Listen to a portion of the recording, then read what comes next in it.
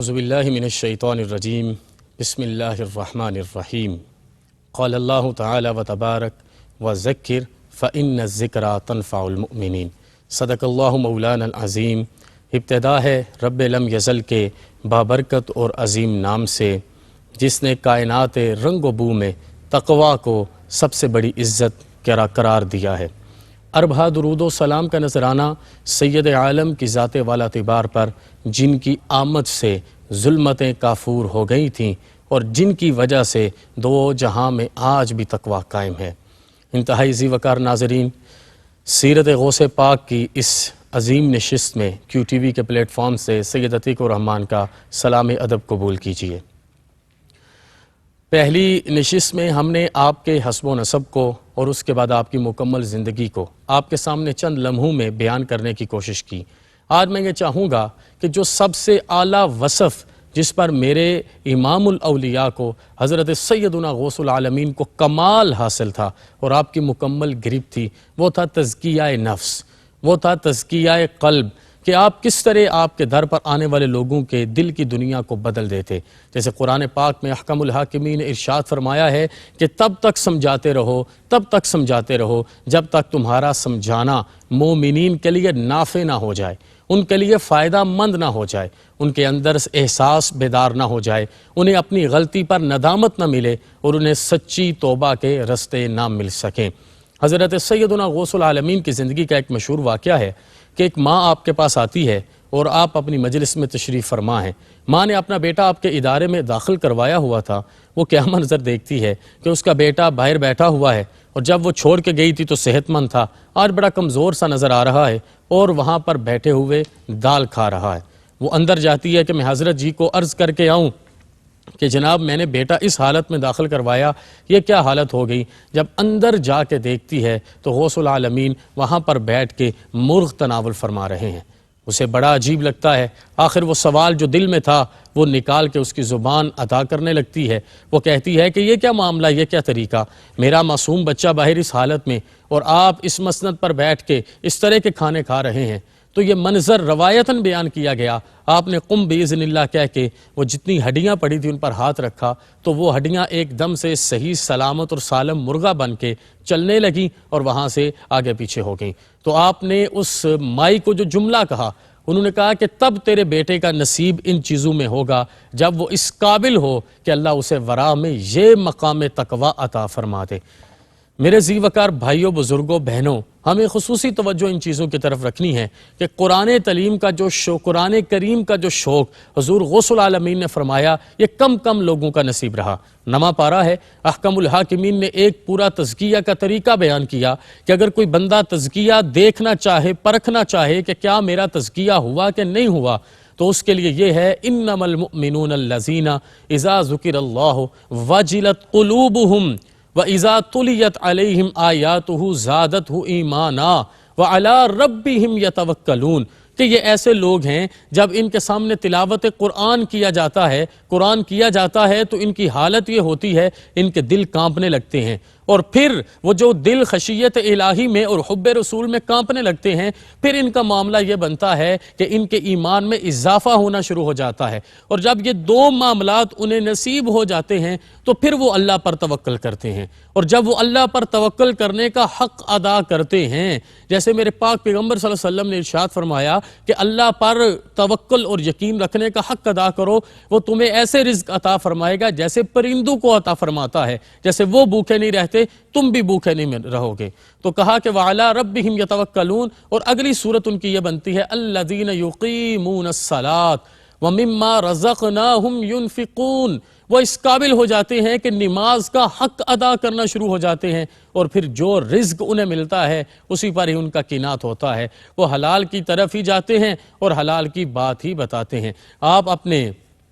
تمام تر اجتماعات میں یہ دو تلقینیں بڑی واضح فرمایا کرتے تھے۔ آپ ارشاد فرماتے جب بھی بولو سچ بولو، اور جب بھی کھاؤ حلال کھاؤ۔ یہ دو چیزیں ہیں، اگر میں اور آپ اسے سمجھنا چاہیں تو سیرت غوث پاک کا یہ مضمون مجھے اور آپ کو سمجھائے کہ دونوں چیزوں کا تعلق ہمارے جسم کے ساتھ ہے۔ کھانے کا تعلق ہمارے جسم کے ظاہر کے ساتھ ہے، حلال کھانا، اور بولنے کا تعلق ہمارے جسم کے باطن کے ساتھ ہے۔ دونوں صورتوں میں ہم نے اپنے آپ کو تزکیہ قلب اور تزکیہ نفس کی معراج پر لے کے جانا ہے اور اپنی زندگی کے مقاصد کو سمجھنا ہے۔ مطلب کیا ہوا؟ اگر آپ حرام کا ایک لقمہ بھی اپنے جسم کے اندر لے گئے اور اس سے خون کے قطرے بن گئے تو یاد رکھنا 40 دن کی عبادات منہ پر دے کے ماری جائیں گی۔ تو اس سے بچو، بے شک فاقہ کر لو، بے شک مشکلات میں وقت گزار لو، بے شک جس طرح حضور غوث العالمین 25 سال ریاضت میں رہے اور کئی دن کھانا نصیب نہیں ہوتا تھا، کئی وقت کھانا نصیب نہیں ہوتا تھا،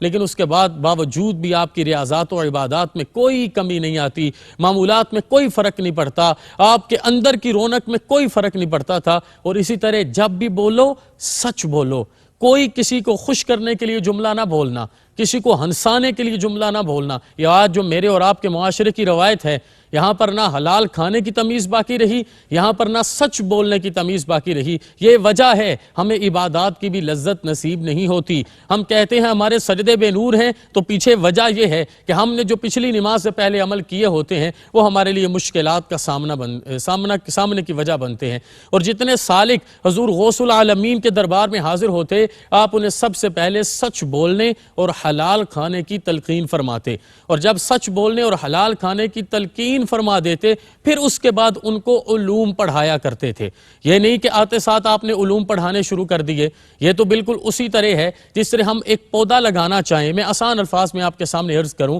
کہ اگر ہم ایک پودا لگانا چاہیں تو پودا زمین میں لگانے سے پہلے ہمیں اس کا مزاج بنانا پڑتا ہے، وگرنہ وہ پودا نہیں اگ سکتا، یا تو اس کی جڑیں مرجھا جائیں گی یا اس کی جڑیں چٹیل زمین کے ساتھ ٹکرانے سے ٹوٹ جائیں گی۔ آپ پہلے تربیت کا انتظام کرتے، ان کے اندر کی غفلتوں کو ان کے اندر کی عزتوں کے ساتھ تبدیل فرماتے، ان کو آگاہ کرتے کہ ہم دنیا پر آئے کس معاملے کے لیے ہیں۔ وہ جیسے اقبال نے تڑپ کے نہیں کہا، دیار عشق میں اپنا مقام پیدا کر، نیا زمانہ نئے صبح و شام پیدا کر، میرا طریق امیری نہیں فقیری ہے، خودی نہ بیچ غریبی میں نام پیدا کر۔ عالم حق بننے کے لیے ضروری ہے سچ بولا جائے، حلال کھایا جائے، اور ولی کامل بننے کے لیے ضروری ہے عجز و انکسار کے ساتھ ہر وقت اللہ اور اس کے رسول کا ذکر کیا جائے۔ اور جب کوئی بندہ اس مقام پر پہنچتا تو پھر آپ اسے اسم اعظم عطا فرماتے، اور اسم اعظم ہے اللہ ہو۔ آپ اللہ کے نام کا یہ اسم اعظم عطا فرماتے جس سے اس کے دل کی بنجر کھیتی آباد ہو جاتی، نرمی پیدا ہو جاتی۔ آنسوؤں کے ساتھ آپ بتاتے کہ آنسو گرا کے جس طرح ہم اپنی عام دنیا کی کھیتیوں کو پانی لگا کے بڑا خوبصورت بناتے ہیں، آنسوؤں کے ساتھ اس کی نرمی سے حسین و جمیل عشق رسول کے پودے اگائے جائیں۔ پھر اس کے بعد آپ ان لوگوں کو تمام سلوک کی منازل طے کرواتے۔ مطلب آپ کیا سکھاتے؟ اب دیکھیں نا، یہ امام الاولیاء کا ہی کام تھا اور آپ نے ہی کیا، اور آپ نے ہی یہ راہ ہمیں عطا کی کہ جب لوگ دنیا میں اس وقت ڈوب رہے تھے تو آپ کی تشریف آوری نے ایک تجدید کا کام کیا۔ آپ نے لوگوں کو کیا سکھایا؟ آپ نے لوگوں کو اپنی انا دوسروں کی انا سے مٹا کے جھکانے کا طریقہ سکھایا کہ ہر بات پہ اڑ نہ جایا کرو، ہر بات پہ لڑنے کو تیار نہ ہو جایا کرو، صرف اللہ اور اس کے رسول کی بات کو سنو اور جو طریقہ انہوں نے اپنی سیرت میں بیان کیا اس پر عمل کرو۔ آپ نے اللہ کی رضا پر راضی رہنا سکھایا۔ جیسے وہ ماں جو آئی تھی اور اس نے تو سمجھا تھا میرے بیٹے کے ساتھ بڑا ظلم ہو گیا، اور آج بھی ہماری مائیں مدارس میں یہی سمجھتی ہیں کہ شاید ظلم ہو رہا ہے، تو اس نے سمجھا بڑا ظلم ہو گیا۔ آپ نے بتایا ابھی اس نے وہ مقام رضا حاصل ہی نہیں کیا کہ یہ اتنی اعلیٰ منازل پر آ سکے۔ اس کے بعد آپ نے حلال کھانے کی عادت سکھائی، آپ نے سچ بولنے کی عادت سکھائی۔ آپ کی مجلس میں تاجر آ کر بیٹھتے تو آپ ایک بہترین ماہر معاشیات کے طور پہ ان کو دنیا کے سارے اسرار و رموز سکھایا کرتے۔ یہ مشہور واقعہ ہے کہ آپ اپنی مجلس میں تشریف فرما تھے تو آپ نے ایک دفعہ بولا الحمدللہ، پھر آپ نے دوسری دفعہ بولا الحمدللہ، تو سامنے جو مجلس میں آپ کے شاگرد تشریف فرما تھے انہوں نے پوچھا حضور 2 دفعہ الحمدللہ؟ ہمیں بات کی سمجھ نہیں آئی۔ کہا کہ میرا ایک جہاز آ رہا تھا، وہ مال سے بھرا ہوا تھا، وہ ڈوب گیا، میں نے اپنے دل میں دیکھا کہ اس کے ڈوبنے کا کوئی غم تو نہیں، دل میں کوئی غم نہیں تھا، تو میں نے کہا الحمدللہ۔ پھر مجھے پتا چلا نہیں وہ بچ گیا، تو میں نے دل میں دیکھا کہ اس دنیا کے مال کے بچنے کی کوئی خوشی تو نہیں، تو میں نے پھر بولا الحمدللہ، کیونکہ میرے دل میں اللہ اور اس کے رسول کی رضا کے سوا کچھ تھا ہی نہیں۔ آپ نماز کی شدید تلقین فرماتے اور بڑی سختی فرماتے ان سارے معاملات میں۔ آپ اپنے والد گرامی ماجد حضرت سیدنا ابو صالح موسیٰ جنگی دوست کی طرح روزے پر بڑی سختی فرماتے، اپنی والدہ کی طرح اپنے پاس آنے والے سارے سلوک کی منازل طے کرنے والوں کو آپ ساری رات قائم اللیل کی عزتوں سے منور کرتے، تو پھر یہ مقام نصیب ہوتا کہ آپ کی مجلس میں سے جو بھی لوگ اٹھ کے جاتے ان کی پیشانی سجدہ ریزی کی چمک سے منور ہوتی، ان کی آنکھوں کو خشیت کے آنسو نصیب ہوتے، ان کا دل قلب منیر بن چکا ہوتا، ان کا وجود تطہیر کا ایک خوبصورت اور عظیم ستارہ بن چکا ہوتا، انہوں نے اپنے وقت میں اپنی ساری منازل کو دیکھا ہوتا اور قرآن پاک کی تعلیم کے ساتھ وہ اپنے آپ کو سینچ رہے ہوتے۔ حضور سیدنا غوث العالمین کی زندگی کا جو پہلو بھی میں اور آپ دیکھیں وہ انتہائی خوبصورت ہے، لیکن آپ کے طریقہ تربیت میں سب سے بڑی چیز یہ تھی کہ آپ پہلے خود عمل فرماتے۔ اگر آپ نے کسی کو صفائی کا طریقہ سکھانا ہوتا پہلے خود عمل فرماتے، اگر آپ نے کسی کو پڑھانے کا طریقہ سکھانا ہوتا پہلے خود عمل فرماتے، اگر آپ نے کسی کو کسی کام سے منع کرنا ہوتا پہلے خود عمل فرماتے، آپ نے جس بھی معاملے میں اپنے آپ کو لوگوں کے سامنے لے کے آنا ہوتا اور سمجھانا ہوتا، اس پہ کوئی لیکچر دینا ہوتا، اس پہ کوئی بات کرنی ہوتی تو پہلے آپ خود اس پر عمل فرماتے۔ تو پھر آپ کو پتہ ہی ہے عمل کی طاقت کیا ہے۔ جب عمل کی طاقت یوں نصیب ہو جاتی ہے تو پھر مقام معراج نصیب ہوتا ہے، اور مقام معراج یہ ہے کہ آپ کی زبان سے جملہ بعد میں ادا ہوتا ہے، اگلے کے دل میں نشتر کی طرح پہلے پیوست ہو جاتا ہے۔ اس لیے ہمیں حضور غوث العالمین کی زندگی سے، ان کے طریقہ تربیت سے جتنی بھی چیزیں میں نے آپ کے سامنے رکھی، ہمیں یہ عمل حاصل کرنا ہوگا اپنے آپ کو بہتر کرنے کے لیے، اپنے معاشرے کو بہتر کرنے کے لیے، کہ اگر میں یہ جملہ یہاں پر بولوں تو یہ کسی بھی صورت میں میرا جملہ غلط نہیں ہوگا کہ امام الاولیاء، امام الانبیاء کی سیرت کاملہ کے پرتو کامل تھے۔ آپ نے پورا میرے اور آپ کے آقا صلی اللہ علیہ وسلم کو فالو کیا اور انہی کے رستے پر چلے۔ آپ نے لوگوں میں وہ سارے کے سارے رولز اینڈ ریگولیشنز عام کیے جو میرے پاک پیغمبر صلی اللہ علیہ وآلہ وصحبہ وسلم کی زندگی مبارکہ سے ہمیں نصیب ہوتے ہیں۔ میں یہاں پر عرض کرنا چاہوں گا، جیسے میں نے ہلکا سے ایک اشارہ دیا تھا، خیرکم من تعلم القرآن وعلمہ، آپ نے اس چیز میں سب سے آگے بڑھ کے اپنے لوگوں کو بتایا کہ قرآن پاک صرف اور صرف ثواب کمانے کی کتاب نہیں ہے، یہ میری اور آپ کی زندگی کا مکمل ضابطہ حیات ہے۔ آپ تاجر ہو تو قرآن پاک سے تعلیم حاصل کرو، آپ اپنے وقت کے بیٹے ہو تو قرآن پاک سے تعلیم حاصل کرو، استاد ہو تو قرآن پاک سے تعلیم حاصل کرو، مومن ہو تو قرآن پاک سے تعلیم حاصل کرو، اپنے وقت کے بہترین ڈاکٹر ہو تو قرآن پاک سے تعلیم حاصل کرو، انجینئر ہو تو قرآن پاک سے تعلیم حاصل کرو، کیونکہ اللہ پاک نے ارشاد فرما دیا ہے وَلَا رَطْبٍ وَلَا يَابِسٍ إِلَّا فِي كِتَابٍ مُبِينٍ، ہر خشک و تر قرآن پاک میں موجود ہے، صرف تمہیں قرآن پاک سے فیض لینے کا طریقہ آنا چاہیے، تمہیں ادب کا پتہ ہونا چاہیے، تمہیں احترام کا پتہ ہونا چاہیے کہ کس طرح اللہ اور اس کے رسول کی اس کتاب سے آپ اپنے دل کی بنجر کھیتیوں کو آباد کر سکتے ہیں۔ اور یہ سارے کے سارے معاملات حضور غوث العالمین اپنے در پر تشریف لانے والے مریدین کو، عقیدت مندوں کو سکھایا کرتے تھے۔ صرف یہ کرامات کا معاملہ نہیں ہے، آپ نے ہر اس جگہ پر جا کے اپنا فیض